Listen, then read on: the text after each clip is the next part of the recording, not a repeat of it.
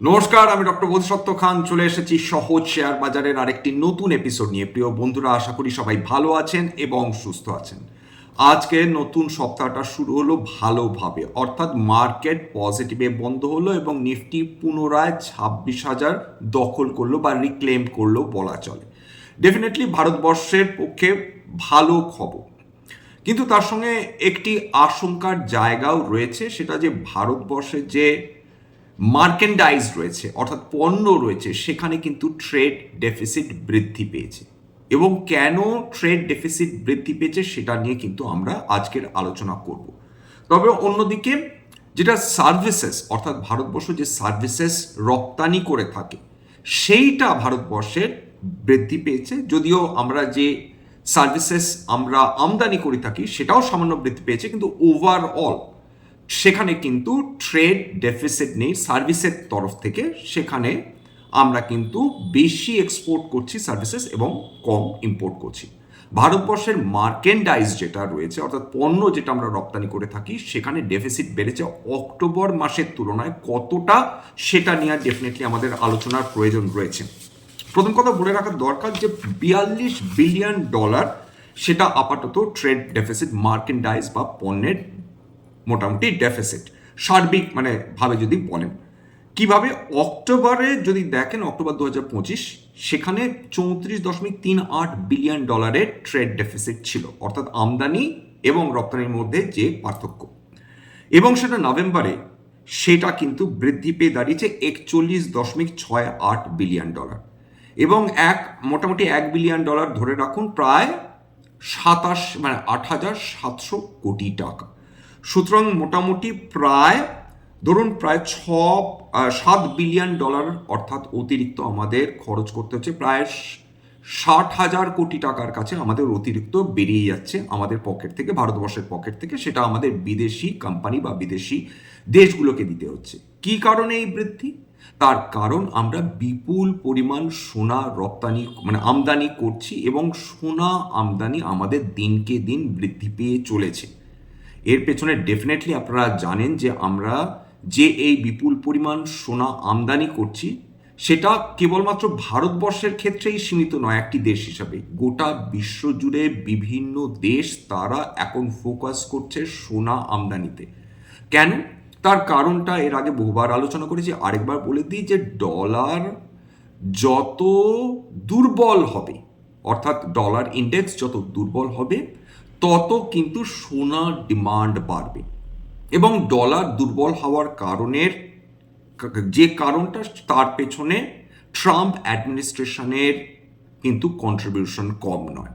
অর্থাৎ ডলার দিনকে দিন দুর্বল যদি হয়, সেইটা কিন্তু যারা ডলারকে ফরেন রিজার্ভ কারেন্সি হিসাবে রাখেন, যে দেশগুলো বা যে কেন্দ্রীয় ব্যাংকগুলো, তারা ডলারের ওপর এই মুহূর্তে খুব একটা ভরসা করতে পারছেন না। সুতরাং সোনার আমদানি কিন্তু ক্রমাগত বৃদ্ধি পেয়ে যাচ্ছে। যদিও আজকের সার্বিকভাবে যদি সোনার দাম দেখেন, আজকে সোনা কিন্তু হালকা, ভীষণই হালকা যদিও নেগেটিভে ট্রেড করছিল। লাস্ট 22 ক্যারেট সোনার কথা বলছি, সেটা কলকাতাতে ট্রেড করছিল 1,19,771.76 টাকা প্রতি 10 গ্রাম।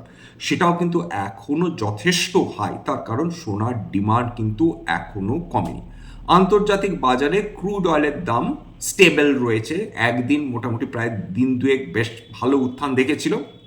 ওপেক যখন তারা বলেছিল যে তারা প্রোডাকশন কমাতে পারে, আমেরিকার ইনভেন্টরি অর্থাৎ আমেরিকার যে তেল ভান্ডার রয়েছে যেটা তারা স্টোর করে রাখে সেটা যেহেতু কমে এসেছিল, সার্বিকভাবে বিশ্বে একটা চিন্তার কারণ হয়ে দাঁড়িয়েছিল। কারণ যখনই আমেরিকার ইনভেন্টরি বা তেলের ভান্ডার কমতে থাকে এবং ওপেক যে অয়েল প্রডিউসিং কান্ট্রিজগুলো রয়েছে বা দেশগুলো রয়েছে, তারা যখনই প্রোডাকশন তেলের উৎপাদন কমিয়ে দেয়, খুব স্বাভাবিকভাবে তখন সাপ্লাই নিয়ে টেনশন বাড়ে গোটা বিশ্ব জুড়ে। যাই হোক, এইবার যে জায়গাটায় আসছি সেটা হচ্ছে আজকের আমাদের মার্কেট সৌভাগ্যবশত বলা যেতে পারে, এবং তার পেছনে ডেফিনেটলি বিহার ইলেকশনে একটা কন্ট্রিবিউশন ডেফিনেটলি রয়েছে, যেহেতু তাদের স্টেট এবং সেন্টারে একই গভর্নমেন্ট। সুতরাং সেই জায়গাটার দিক থেকেও একটা পজিটিভ একটা সেন্টিমেন্ট কাজ করলেও করতে পারে ভারতীয় শেয়ার বাজারে। এবার আজকের দিনে দেখে নিই যে কোন কোন মোটামুটি ইন্ডাইসেসগুলো ভালো পারফর্ম করেছে। নিফটি 50 আজকে 103 পয়েন্ট বৃদ্ধি পেয়েছে, শেষ পর্যন্ত বন্ধ হয়েছে 26,013.45 পয়েন্টে, 0.4% বৃদ্ধি পেয়েছে।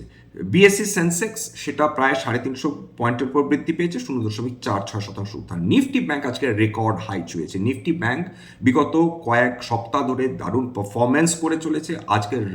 আজকের আরেকটা খবরের কারণে কিন্তু নিফটি ব্যাংকে একটা উত্থান এসেছে, সেটা হচ্ছে রিজার্ভ ব্যাংক অফ ইন্ডিয়া যে কোম্পানিগুলো এক্সপোর্ট করে বিদেশে, তাদের সেপ্টেম্বর থেকে ডিসেম্বর এই সময়কালের মধ্যে তাদের যে তারা ঋণ করে থাকে বিভিন্ন ব্যাংকগুলোর থেকে এই এক্সপোর্ট চালাবার জন্য, তাদেরকে একটা মোরেটোরিয়াম দিয়েছে। মোরেটোরিয়াম মানেটা খুব সহজ ভাষায় বলতে হলে এটা বলা যেতে পারে যে এই সময়কালের মধ্যে তাদের যে পেমেন্টটা করার কথা ছিল বিভিন্ন ব্যাংকগুলোকে, তারা একটা নির্দিষ্ট সময় অবধি তারা আরও টেনে নিয়ে যেতে পারে ফর পেমেন্ট, অর্থাৎ তারা যে ঋণ করেছিল সেই ঋণটা শোধ করা তারা অতিরিক্ত সময় পেল এবং তার জন্য কোনো পেনাল্টি লাগবে না।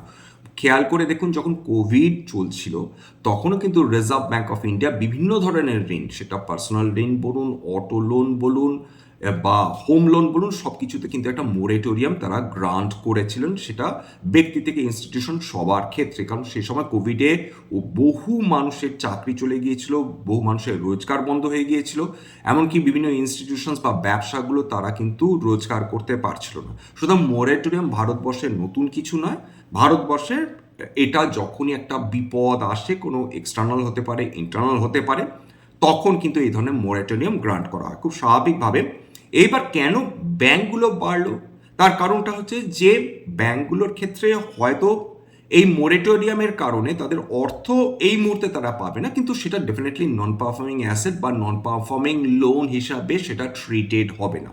খুব স্বাভাবিকভাবে সেটা যেহেতু ব্যাংকের সেটা ইনকাম স্টেটমেন্ট বা ব্যালেন্স শিটের উপর কোনো এফেক্ট ফেলবে না, সেহেতু ব্যাংকগুলোতেও আজকে একটা পজিটিভ আমরা মোমেন্টাম দেখতে পেয়েছি। নিফটি আইটি আজকে হালকা পজিটিভে বন্ধ হয়েছে। মিড ক্যাপ স্মল ক্যাপ দুটোই ভালো পারফরমেন্স করেছে। স্মল ক্যাপ যেটা বিএসসি স্মল ক্যাপ 0.59% বৃদ্ধি, বিএসসি মিড ক্যাপ 0.66% বৃদ্ধি। নিফটি অটো ভালো পারফরমেন্স করেছে 0.85%। এখানে খেয়াল করে দেখবেন যে টাটা মোটরস যেটা প্যাসেঞ্জার ভেহিকেল সেটা কিন্তু আজকে 4.5% বেশি পতন দেখেছে। কেন? কারণ তাদের যে প্রফিটটা তারা আগের দিন 76,000 কোটি টাকার উপর প্রফিট যেটা আমরা দেখতে পেয়েছিলাম, বেসিক্যালি সেটা ছিল যেহেতু টাটা মোটরস কনজিউমার ভেহিকেলস তাদের থেকে আলাদা হয়ে গেছিল, তার ফলে সেই পরিমাণ টাকা তাদের অ্যাকাউন্টে এসেছে। সুতরাং সেইটা তাদের এটা কিন্তু ওয়ান টাইম ইনকাম, সুতরাং সেটা কিন্তু অপারেটিং প্রফিট নয়। অপারেটিং প্রফিটের দিক থেকে tata motors passenger vehicles definitely ভালো করতে পারেনি, তার কারণ কিন্তু ল্যান্ড রোভার জাগুয়ার ওয়েবসাইটে কিন্তু হ্যাকার্সদের আক্রমণ। এর ফলে আজকের কিন্তু বিনিয়োগকারীরা তারা বিমর্ষ হয়েছেন, সেখানে একটা কারেকশন এসেছে। তাছাড়া বিভিন্ন ক্যাপিটাল গুডস ভালো করেছে 0.6%, কনজিউমার ডিউরেবলস ভালো করেছে 0.53%, হেলথ কেয়ার ভালো করেছে 0.53%, মেটালস ভীষণ ফ্ল্যাট ছিল। এবার দেখে নিই যে আজকের মোটামুটি কোন কোম্পানিজগুলো সর্বাধিক লস করেছে। কয়েকটা টাটা মোটরস প্যাসেঞ্জার ভেহিকেলস 4.73% পতন দেখেছে। অ্যাস্ট্রাল লিমিটেড, এমফ্যাসিস 3% বেশি পতন, কারণ এমফ্যাসিসের ক্ষেত্রে একটা খবর রয়েছে যে সেটা রয়েছে ব্ল্যাকস্টোন।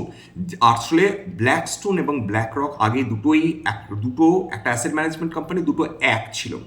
তারপর কিন্তু ল্যারি ফেঙ্ক যখন আলাদা হয়ে যান তখন তিনি এই ব্ল্যাক রক সৃষ্টি করেন, যেটা বিশ্বের সবচেয়ে বড় অ্যাসেট ম্যানেজমেন্ট কোম্পানি। সেই ব্ল্যাকস্টোন তারা সিদ্ধান্ত নিয়েছে তারা এমফ্যাসিসে তারা কিন্তু তাদের অংশীদারিত্ব বিক্রি করে দেবেন। তার ফলে কিন্তু এমফ্যাসিসে একটা খুব স্বাভাবিকভাবে একটা নেগেটিভ সেন্টিমেন্ট তৈরি হয়েছে, সেখানে 3% মতন কিন্তু পতন এসেছে। সুপ্রিম ইন্ডাস্ট্রিজ, আদানি এন্টারপ্রাইজেস এরা 2% উপর পতন। Jubilant food, INOX wind, Bharat dynamics এবং কেন্স টেকনোলজি এরা 1.5 থেকে 2% মধ্যে পতন দেখেছে। এবার যে কোম্পানিজগুলো আজকে ভালো উত্থান দেখেছে, হুডকো 5% উপর উত্থান, সিয়ামেন্স 4.81% উত্থান। এছাড়া পিবি ফিনটেক্স, সম্মান ক্যাপিটাল এরা 4% উপর উত্থান। তাছাড়া এফএসএনই, নাইকা, এঞ্জেল ওয়ান এরা 3% উপর উত্থান।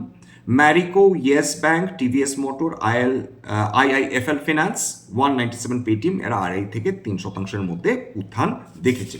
কিছু কোম্পানিজ তারা 52 উইকস হাই ডেফিনেটলি তারা ছুঁয়েছিল, তার মধ্যে রয়েছে যার 52x হাইচ হয়েছে Asian Paints, Bank of India, Biocon, BPCL, Canara Bank বিগত এক মাসে 20% উপর উত্থান দেখেছে Canara Bank, Federal Bank, Hero MotoCorp, Indian Bank গত এক বছর দু বছর ধরে লাগাতার ভালো পারফরমেন্স করেই চলেছে, এমসিএক্স, নোবেন fluorine, State Bank of India, United Phosphorus Limited এরা প্রত্যেকে ভালো করেছে। উল্লেখযোগ্য কোম্পানি যেগুলো মোটেই ভালো করতে পারছে না, 52 সপ্তাহে নিম্নস্তর ছুঁয়েছে, তার মধ্যে একটাই উল্লেখযোগ্য নাম পেলাম, সেটা হচ্ছে বাটা ইন্ডিয়া। আরেকটা ইনফরমেশন দিয়ে রাখি যে কালকের ফিজিক্সওয়ালা তাদের আইপিও লিস্টিং করতে চলেছে। এটা কেমন করে সেটা আমাদের দেখতে হবে।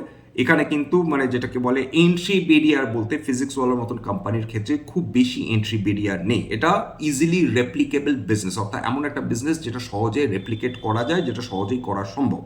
সেই জায়গাটায় দাঁড়িয়ে ফিজিক্সওয়ালা কীরকম তারা বিনিয়োগকারীদের আকর্ষণের কেন্দ্রবিন্দু হয়ে ওঠে সেটা আমাদের কিন্তু দেখতে হবে। যাই হোক, আজকে এখানেই শেষ করবো। স্ট্যান্ডার্ড ডিসক্লোজার যে কোম্পানিসগুলো নিয়ে আলোচনা করলাম, হতে পারে তার মধ্যে কয়েকটা কোম্পানিতে আমার বা আমার পরিবারের বিনিয়োগ থাকলেও থাকতে পারে, ভবিষ্যতে যদি নতুন করে কিনি বা বিনিয়োগ করি আগাম বিজ্ঞপ্তি দিয়ে কিনতে পারবো না। স্ট্যান্ডার্ড ডিসক্লেমার, এটা কেবলমাত্র একটা এডুকেশন চ্যানেল, বাঙালি বিনিয়োগকারীদের ইনভেস্টার অ্যাওয়ারনেস বৃদ্ধির জন্য। এখানে কোনো ধরনের কোনো শেয়ারের buy sell recommendation, suggestion, advice বা ইনফ্লুয়েন্স করার প্রচেষ্টা নেই। যে কোম্পানিগুলোর নাম বললাম কেবলমাত্র উদাহরণ হিসাবে বা এক্সাম্পলস।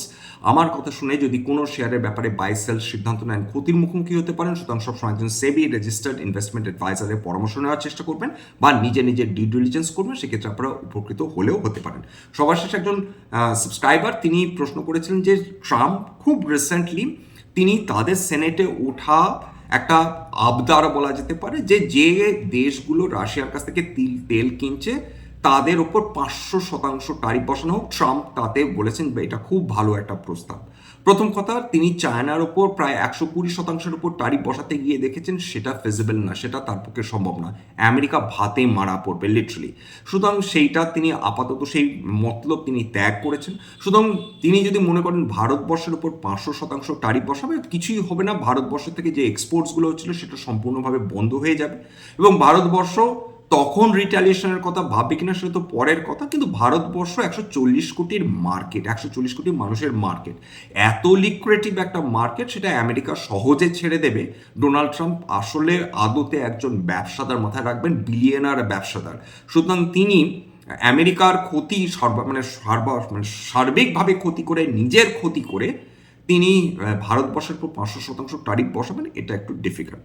যাই হোক, সবার শেষে যেটা বলে থাকি, যদি এই ধরনের এপিসোড আপনাদের ভালো লাগে প্লিজ একটা লাইক দেবেন, প্লিজ সাবস্ক্রাইব করবেন, এবং যদি সত্যিই মনে হয় আমার বাঙালি ভাই বোনদের জীবনে একটুখানি ভ্যালু অ্যাড করতে পেরেছি, প্লিজ নিজের গ্রুপে শেয়ার করার চেষ্টা করবেন, যাতে বহু বাঙালি মানুষের কাছে এই ধরনের এপিসোড পৌঁছে যায় এবং তারা উপকৃত হন এবং এই চ্যানেলটি গ্রো করে। নমস্কার।